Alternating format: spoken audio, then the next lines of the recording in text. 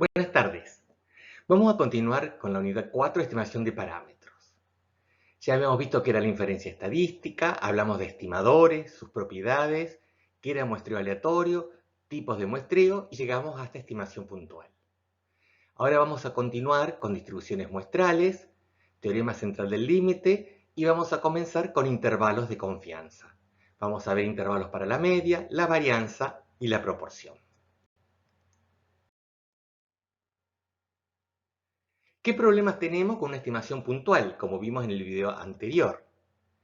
Primero, que debido a la variabilidad del muestreo, es prácticamente imposible que el estimador tita-sombrero sea igual que el parámetro, ya que el estimador es una variable aleatoria. Por otro lado, con una estimación puntual no se proporciona información sobre la precisión y confiabilidad de la estimación. Y es una información de muy poca utilidad. Por ejemplo, supongamos que queremos estimar la altura media de los estudiantes de la facultad. Para ello tomamos una muestra aleatoria de 5 personas y registramos su altura. Y como resultado nos da un promedio de 1,62 metros. ¿Qué podemos concluir? Y que la altura media poblacional de todos los estudiantes de la facultad anda alrededor de 1,62 m. Ahora bien, si en lugar de tomar 5 estudiantes, observamos a 50 y nos da una media muestral de 1,64, ¿qué decimos? También que la media poblacional ahora diremos que anda alrededor de 1,64 m. Pero como este tamaño de muestra es 10 veces más grande que este, es lógico pensar que esta estimación tenga mayor confianza. O decir que este valor posiblemente esté más cerca del parámetro. Todas estas consideraciones no se tienen en cuenta en la estimación puntual. Por eso vamos a ver estimación de intervalos de confianza. Vamos a ver, como les dije recién, intervalos para una media, varianza y proporción. Para el caso particular de la media, que es lo que vamos a tratar en este video, vamos a ver distintas situaciones. Cuando la distribución poblacional es normal y se conoce la varianza poblacional, la distribución poblacional es normal, pero la varianza es desconocida, que es la situación más común con la que nos encontramos frecuentemente, y una situación en donde la distribución de probabilidad directamente se desconoce o es no especificada.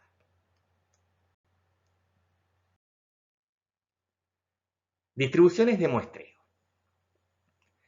Supongamos que tenemos una población, en este caso de solo 3 elementos, 3, 5 y 7, cuyos elementos son conocidos, por lo tanto conocemos el parámetro poblacional de posición media, que es igual a 5 en este caso, y la varianza poblacional, que es 2,66.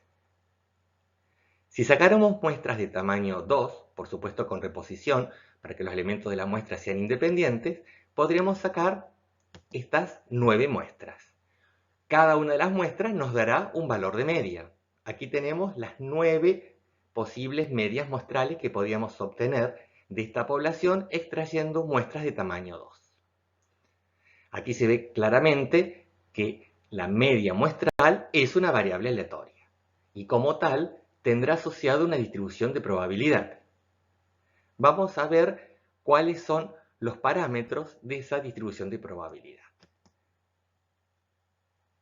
Como la probabilidad de obtener cada uno de estos valores es un noveno, podemos calcular la esperanza de X raya haciendo la sumatoria del producto de cada valor por su probabilidad. En este caso nos va a dar 5. Es decir, la esperanza de X raya, que también la vamos a poder indicar como mu de X raya, es 5. Para calcular la varianza, tendríamos que hacer la sumatoria de los valores del recorrido de la variable elevado al cuadrado por su probabilidad menos la esperanza al cuadrado. En este caso nos va a dar 1,33. La varianza de X raya, que también la vamos a indicar como sigma cuadrado de X raya, vemos que es menor a la varianza poblacional. Ahora nos preguntamos, ¿esto ocurrirá siempre? ¿Es lógico que esto suceda? Pareciera que sí, porque La probabilidad de encontrar una media tan pequeña como los valores más pequeños de la población o tan grande como los valores más grandes de la población es menor que encontrar valores intermedios. Ya habíamos visto que X raya era un estimador insesgado de mu. Por lo tanto, era lógico esperar que la esperanza de X raya sea mu. Ahora nos preguntamos, ¿qué pasa con la variabilidad de X raya? En el ejemplo de recién vimos que era menor que la varianza poblacional. Vamos a generalizar que la varianza de una media muestral, que se indicará varianza cuadrado, sigma cuadrado de X raya, va a ser la varianza poblacional dividido n. Esto es muy fácil de demostrar. Si aplicamos el operador varianza al estimador promedio, primero podemos sacar el n como una constante elevado al cuadrado del operador varianza. Luego, como los datos son independientes, podemos decir que la varianza de la sumatoria será la sumatoria de las varianzas y la varianza de cada dato va a estar estimada por la varianza de la población. Sumar n veces una constante nos da n por esa constante, por lo tanto, la varianza de X raya es la varianza de X poblacional dividido el tamaño de la muestra. Un detalle que olvidé decirles, que cuando obviemos el subíndice, tanto en mu como en sigma o sigma cuadrado, nos vamos a estar refiriendo a los parámetros de la población. Si ya conocemos cuánto vale la varianza de una media muestral, el desvío estándar será simplemente la raíz cuadrada de ese valor. Lo vamos a indicar sigma de X raya y será igual al desvío estándar de la población dividido raíz de n. Este desvío estándar de X raya también recibe el nombre de error estándar de la media.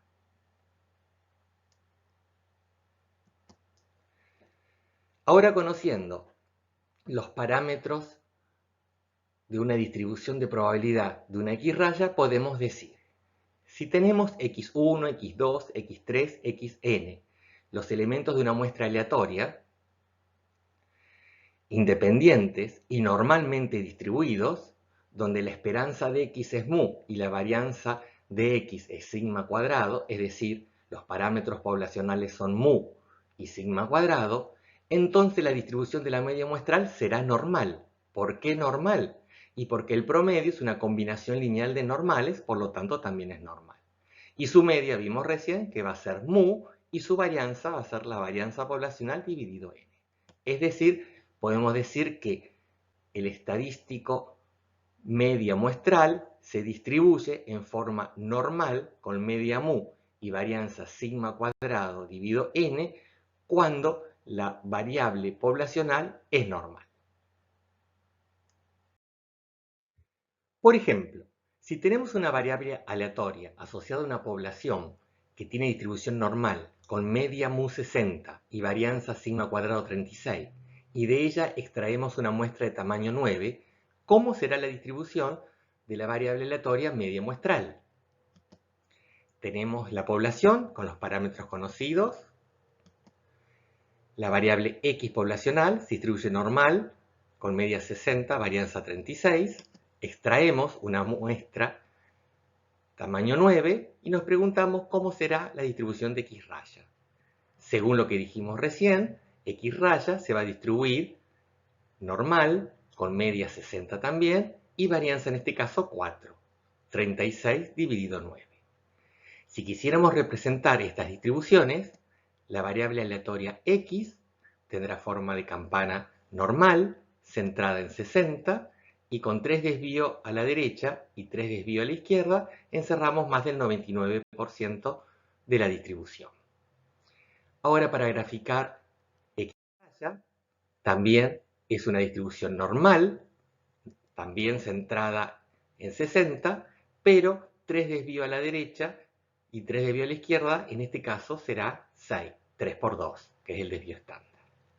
¿Por qué esta distribución la hacemos más alargada, más puntiaguda? Porque el área bajo la curva en ambas distribuciones tiene que ser igual, igual a 1. Entonces, tenemos que X raya, para generalizar, se distribuirá normal con media mu de X y varianza sigma de X al cuadrado dividido n. Por lo tanto, podríamos escribir la siguiente expresión, que no es más que estandarizar una variable aleatoria.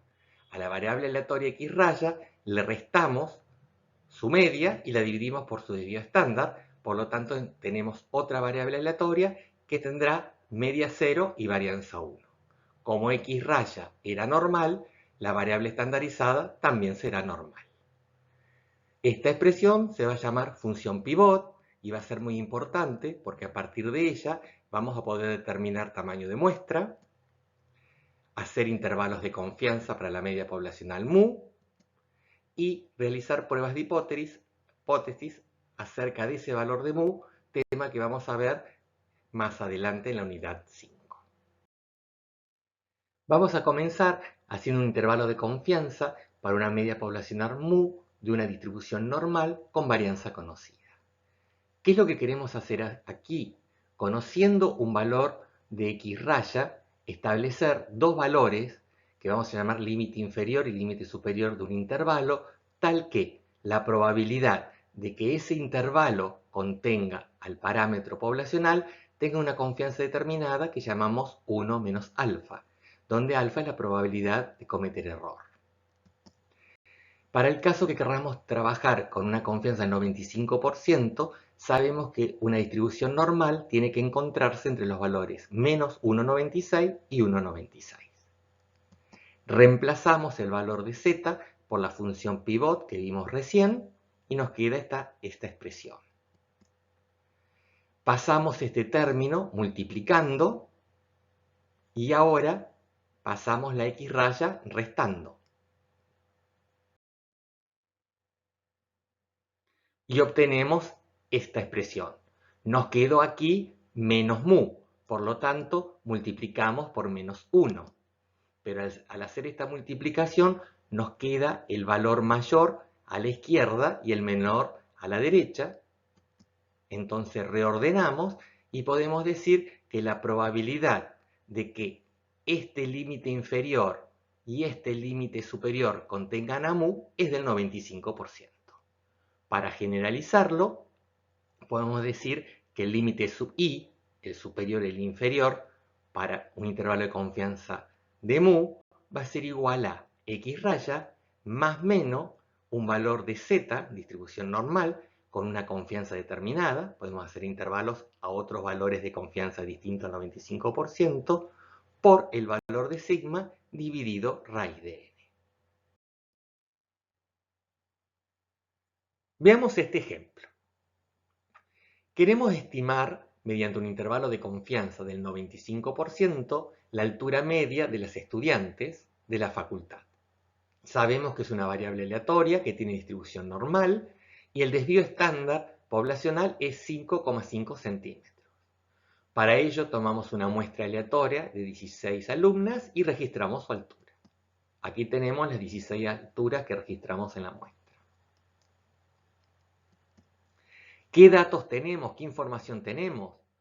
Que la variable poblacional bajo estudio es normal, el desvío estándar poblacional es 5,5 centímetros, que es lo mismo a 0,055 metros, el tamaño de la muestra fue 16, y si queremos hacer un intervalo de confianza del 95%, el valor de z asociado es más o menos 1,96.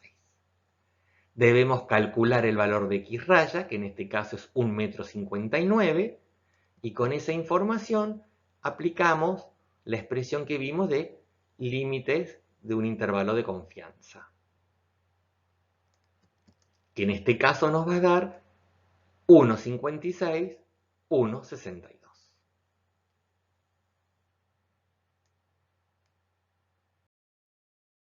¿Cómo expresamos coloquialmente el resultado a este problema? Podríamos decir, el intervalo 1,56, 1,62 contiene la altura media poblacional de las estudiantes con una confianza del 95%. O bien, El intervalo de confianza del 95% para la altura media poblacional de los estudiantes es 1,56 o 1,62. O esta tercera alternativa, la altura media poblacional de los estudiantes está entre 1,56 m y 1,62 m con un 95%. Pareciera que estas tres expresiones dicen lo mismo, pero esta tercera vamos a decir que no es adecuada en términos estadísticos. ¿Por qué? Cuando tenemos un parámetro poblacional, ese es un valor fijo, mientras que el intervalo de confianza también va a ser aleatorio, ya que va a depender del valor de la X raya que obtuvimos en la muestra, que es una variable aleatoria. Es decir, si sacáramos distintas muestras de esa población que tiene un único parámetro poblacional mu, podemos encontrar distintos intervalos. Por eso decimos que el intervalo es aleatorio y la media poblacional es fija. Cuando redactamos de esta manera, decimos que la altura media está entre estos dos valores, damos a entender que la altura media es lo que es variable, y no es así. En realidad, lo que va a ser variable va a ser los límites de intervalo. Si bien esto es ser un poco estricto, vamos a tratar de redactar las respuestas de intervalos de confianza, ya sea de esta forma o esta.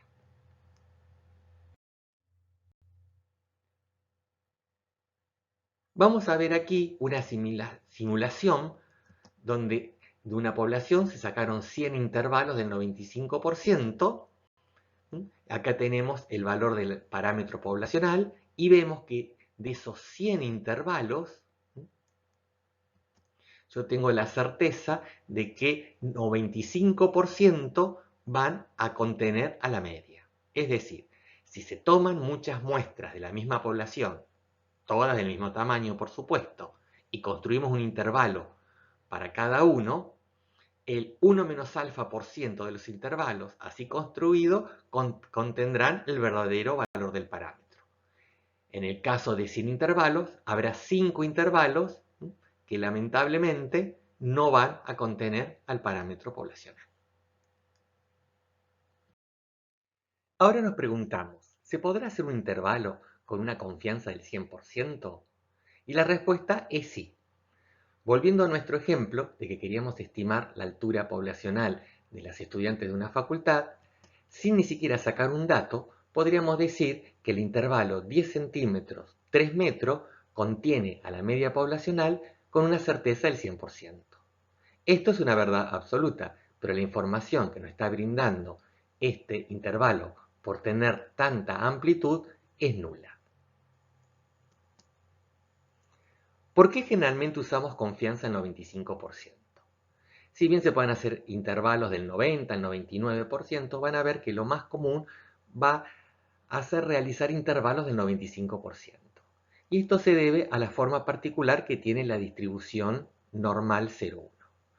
Recordemos que si nos desplazamos un desvío a izquierda y un desvío a derecha, en esta distribución encerramos el 68,2%.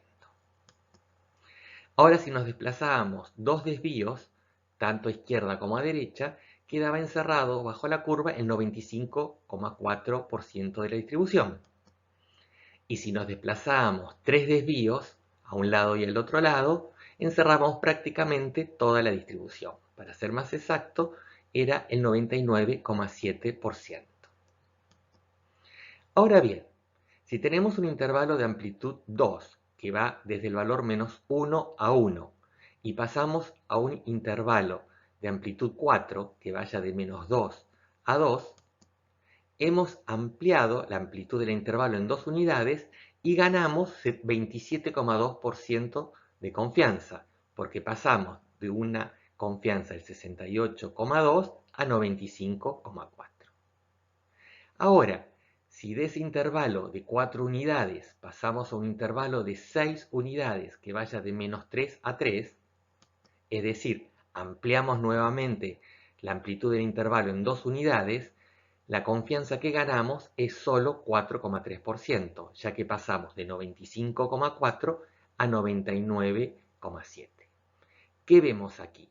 Que a partir de cierto valor, generalmente alrededor de 2 y menos 2, al aumentar la amplitud del intervalo, el porcentaje de confianza que se gana es muy pequeño, por lo tanto no compensa esta ampliación de la amplitud que hace que sea menos preciso la información que está brindando el intervalo para una ganancia de confianza tan pequeña.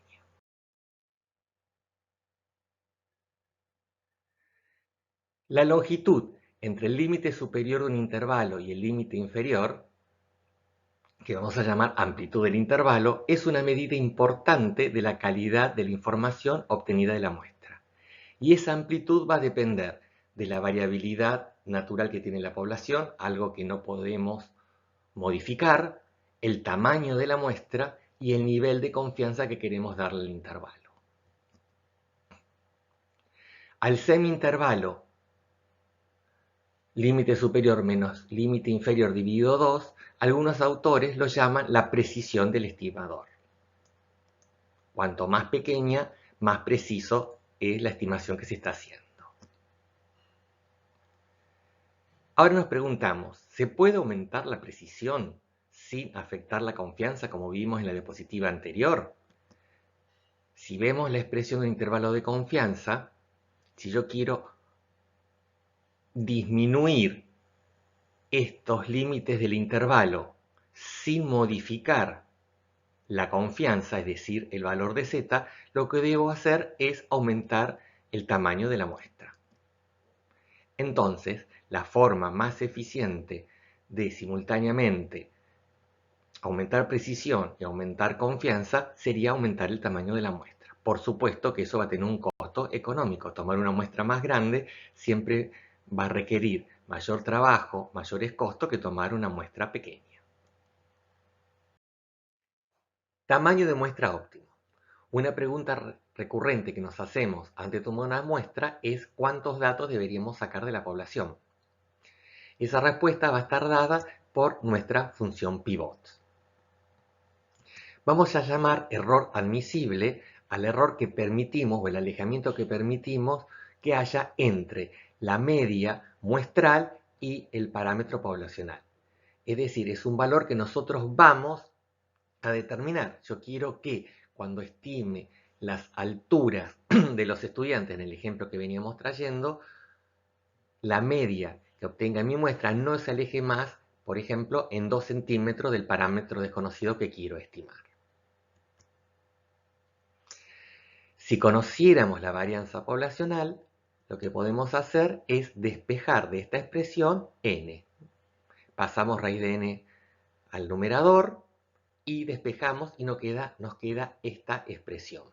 El tamaño de la muestra será igual al valor de z por el desvío estándar poblacional dividido el error admisible elevado al cuadrado.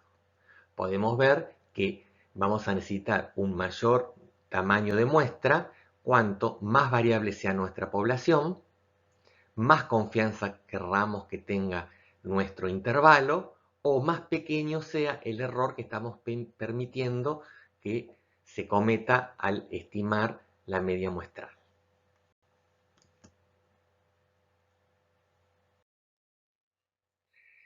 Bueno, hasta ahora, para realizar el intervalo de confianza necesitamos conocer la varianza poblacional. Pero esto es algo que naturalmente no se conoce. Entonces, ¿qué hacemos en esta situación en la que desconocemos el valor de sigma cuadrado? Vamos a ver intervalos de confianza para la media de una población con distribución normal con varianza desconocida. Nosotros teníamos nuestra función pivot, donde en el denominador teníamos el desvío estándar poblacional. Ahora estamos tentados a reemplazar ese desvío estándar poblacional por su estimación en la muestra, es decir, el desvío estándar de la muestra. Y nos preguntamos, ¿cambiará la distribución de este estadístico respecto a la distribución que tenía este estadístico que era normal 0,1? Consideremos que antes este era un valor fijo y ahora el desvío estándar de la muestra, al igual que la media, va a ser una variable aleatoria. Por lo tanto, podríamos suponer que esta expresión va a ser más variable que esta expresión. Eso fue algo que estudió Gosset a principios de siglo, denominó a este estadístico T y estudió las características de esta distribución, a la cual llamó distribución T de Stewart.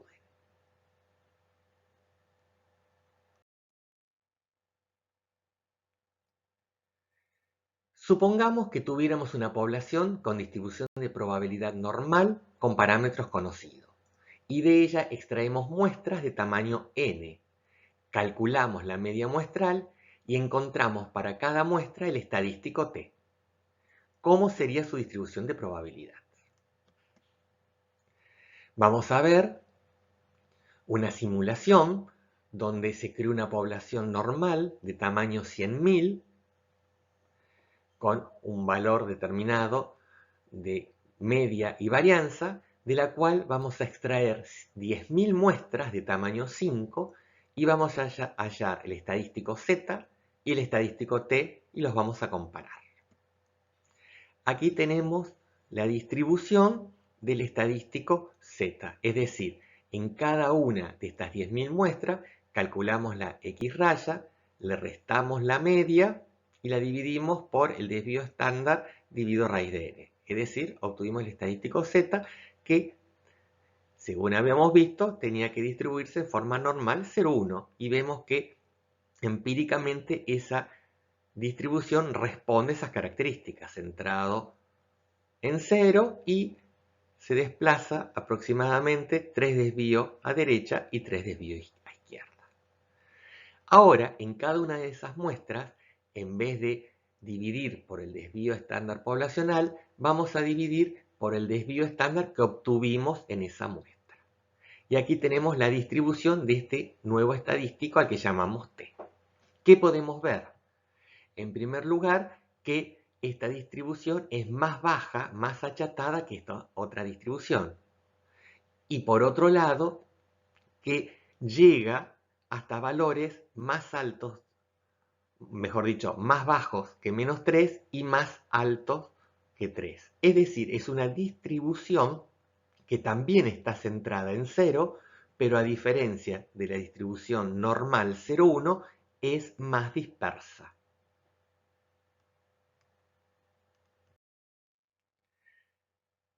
Aquí tenemos ambos histogramas superpuestos y claramente vemos que la distribución roja es menos dispersa que la distribución azul.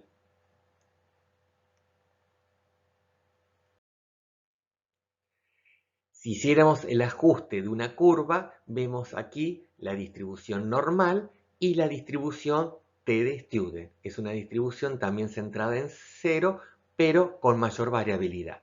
Esta variabilidad está dada a que ya no desconocemos la varianza poblacional y usamos una estimación de ella, que a su vez es una variable aleatoria. Este es nuestro estadístico T, que es el que vamos a emplear para hacer intervalos de confianza para una media poblacional cuando desconocemos la varianza poblacional y la reemplazamos por su estimación muestral.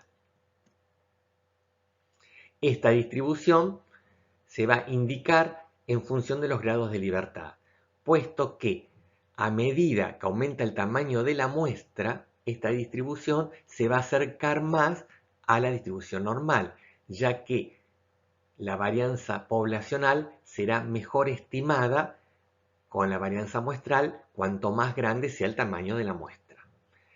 Por lo tanto, vamos a tener una distribución para los distintos valores de tamaño de muestra. No es una distribución única como en el caso de la normal, sino según el tamaño de la muestra va a ir variando la distribución T de Stewart.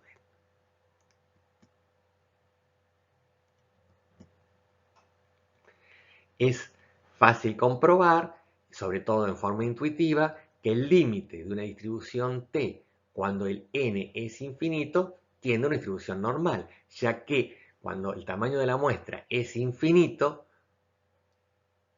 la estimación de la varianza de esa muestra coincide con la varianza poblacional. Entonces, el intervalo de confianza va a ser igual que el intervalo de confianza que se vio para una situación con varianza conocida, solo que se reemplaza el desvío estándar poblacional por el desvío estándar muestral y en lugar de tener una distribución Z, vamos a tener una distribución T con n-1 grado de libertad. Va a depender del tamaño de la muestra, este valor de T, y por supuesto de la confianza que querramos darle, al igual que hacíamos con la distribución normal.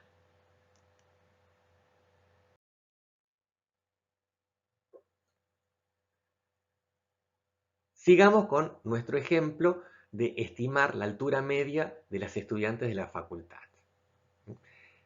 Para ello habíamos sacado una muestra de tamaño 16, pero ahora no tenemos información acerca de cómo es la varianza poblacional. Tenemos nuestros datos, sabemos que la distribución poblacional es normal, sacamos una muestra de tamaño 16 y debemos calcular la media de la muestra, igual que hacíamos antes, pero ahora también calcular el desvío estándar de la muestra. El intervalo de confianza, ahora para hacerlo al 95%, fíjense que ese valor 1,96 se amplió a 2,13 porque la distribución T es más dispersa y aquí ponemos el valor del desvío muestral. Y vamos a decir que con una confianza del 95%, el intervalo 1,56-1,62 contiene a la altura media poblacional de las alumnas de la facultad.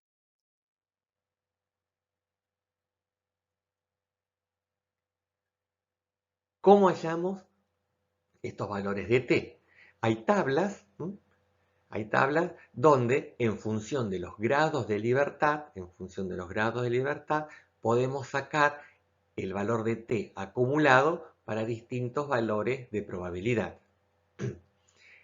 Por ejemplo, aquí tenemos el valor T que acumula 95% de la probabilidad.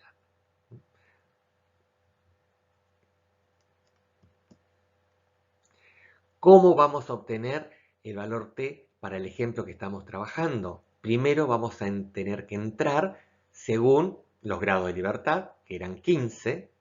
Luego, como quería hacer un intervalo del 95%, los valores T que me encierra el 95% va a ser el que me acumula 2,5% y el que me acumula 97,5%. Entonces, en las filas de los 15 grados de libertad, vamos a tener que entrar en la columna de acumulado 97,5%. Es este 2,13. Este es el valor para una T con 15 grados de libertad que me acumula el 97,5%. El que me acumulará el 2,5, como es una distribución simétrica, será menos 2,13. Entre menos 2,13 y 2,13 tendré el 95% de la distribución.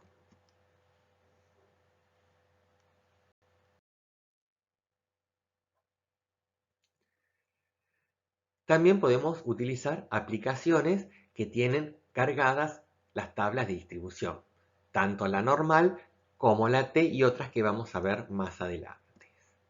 En el celular podrían bajarse la aplicación Probability Distribution, que fue desarrollada en el Departamento de Estadística de la Universidad de Iowa, en Estados Unidos. O se podría acceder a través de esta página de internet.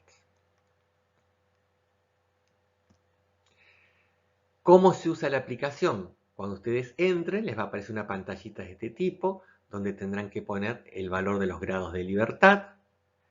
Si quisieran probabilidad acumulada, como vimos en la tabla de recién, tendremos que poner esta opción, o podremos encontrar un valor que supere a la distribución, o los dos valores límites para que encierren una determinada probabilidad. Grados de libertad. Nos fijamos en esto. En general podemos trabajar encontrando tanto el valor positivo y negativo que me encierran, por ejemplo, el 95%. Aquí ponemos ese valor de probabilidad y aquí nos va a alargar el valor de t.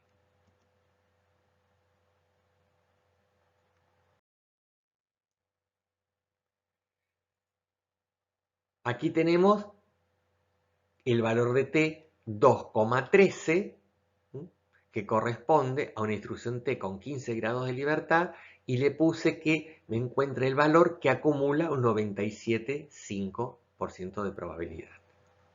Esta forma de utilizar la aplicación es equivalente al uso de la tabla. Pero también el mismo dato podríamos haberlo pedido como, les decía recién, cuáles son los dos valores, menos t y t, que me encierran el 95, por supuesto da el mismo valor, 2,13, o bien ponerle el error estimado, 5% en este caso, y ver qué valor de t me deja por fuera el 5%, también 2,13. Estas tres formas son alternativas para encontrar el mismo valor de t. Los dos intervalos que hemos visto requerían de que la distribución de la variable aleatoria x de la población fuera normal, tanto en la situación en que se conocía la varianza poblacional o en la situación en que se estimaba la varianza muestral. ¿Qué pasa si esa distribución no es normal o se desconoce qué distribución es? Vamos a ver para esas situaciones intervalos de confianza de muestras grandes para una media poblacional mu. En estas situaciones vamos a aplicar el teorema central del límite, que dice lo siguiente. Si a x1, x2, x3, xn, n variables aleatorias, independientes e idénticamente distribuidos, con una distribución de probabilidad no especificada, de media mu y varianza sigma cuadrado finita. El promedio muestral, x raya, va a tener una distribución con media mu y varianza sigma cuadrado dividido n, igual que como vimos en los casos anteriores, y agregamos que tiende hacia una normal conforme a n tiende a infinito. Es decir, que aun cuando la población no sea normal, la variable aleatoria x raya va a tender a una normal cuando el tamaño de la muestra tiende a infinito. En otras palabras, podemos decir, la variable z tiene como límite una distribución normal estándar. Es decir, la función pivot x raya menos mu dividido desvío estándar raíz de n, aun cuando la variable de x no sea normal, va a tender a una normal 0,1 cuando n tienda a infinito. Este no va a ser un intervalo exacto, sino que va a ser un intervalo aproximado, y no vamos a requerir que el n sea infinito, por supuesto, porque eso es imposible. Esta aproximación la vamos a poder hacer cuando n sea mayor que 30, en situaciones en que conocemos el desvío estándar poblacional, o n mayor que 100, cuando además se desconoce la varianza o el desvío estándar poblacional.